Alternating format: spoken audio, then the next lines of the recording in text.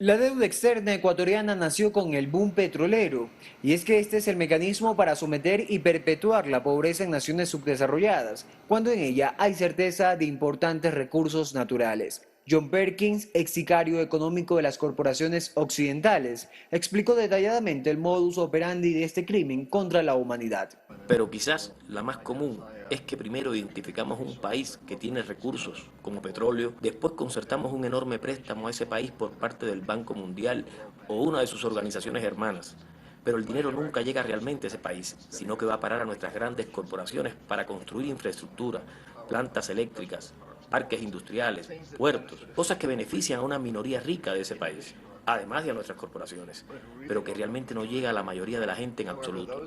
Sin embargo, esa gente, el país entero, se queda soportando una enorme deuda. El instrumento deuda externa queda entonces claro que no es otra cosa que conceder préstamos a naciones subdesarrolladas, pero ricas en recursos, obligarles a invertir esos préstamos en negocios para corporaciones internacionales, imponerles normas, mutilar su desarrollo y reproducir un ciclo infinito de pobreza sobre el que se fundamenta la riqueza de las potencias mundiales. Ecuador fue una víctima más de este perverso sistema antilatinoamericano. Políticas públicas por los condicionamientos de organismos crediticios que impusieron formas ilegales e ilegítimas de una negociación que favorecía a los bancos y no a las personas, a los bancos y no a la naturaleza, a los bancos y no al sistema productivo, sino al sistema especulativo, no a la economía de la producción, sino a la economía de la especulación.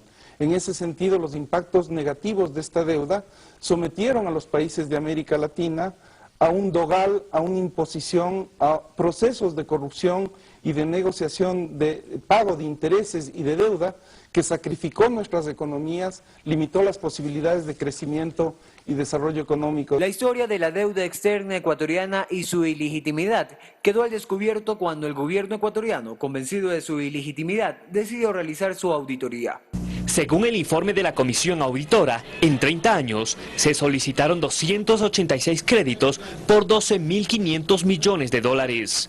Tuvo como principales responsables a presidentes de la República, ministros, funcionarios, directivos del Banco Central y la Junta Monetaria, diplomáticos, representantes de entidades del sector público. Los comisionados informan que en muchos casos los préstamos no se usaban para programas de salud, educación o desarrollo. Ponen como ejemplo un préstamo de $1.500.000 del Banco Mundial para modernizar la salud. El 92% del dinero se usó para consultorías o estudios. Esto ha sido un mecanismo de los bancos internacionales para saquear los recursos del país. La deuda externa era usada además para obligar al país a tomar medidas que garantizaran su pago, privatizaciones, subida de precios de combustibles, castigo a la inversión social. Controlaron que el Ecuador incrementara sus deudas mediante la permanente refinanciación de las obligaciones en las que ellos participaban. La decisión del gobierno de no pagar la deuda ilegítima y renegociarla es uno de los elementos fundamentales que en estos años ha permitido el crecimiento de la inversión social con la consiguiente disminución de la pobreza. Significó la posibilidad de que en solo un año el Ecuador recupere aproximadamente el 21% de lo que asignaba al pago de deuda y de intereses de esa deuda para inversiones sociales. Ecuador marcó un hito cuando se negó a pagar la deuda ilegítima y direccionó sus políticas económicas a un crecimiento sostenido al desarrollo. Su soberanía, su independencia, nadie debe temer de buscar la verdad y ojalá que haya justicia en este mundo. Pero en esta lucha, mucho más eficiente, podemos lograr muchísimo más estando unidos.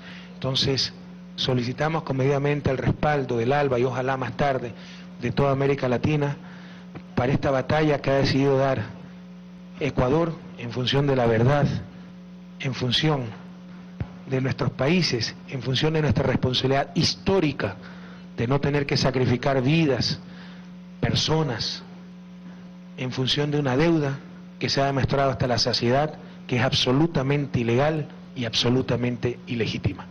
Gabriel Fuentes, CN Plus.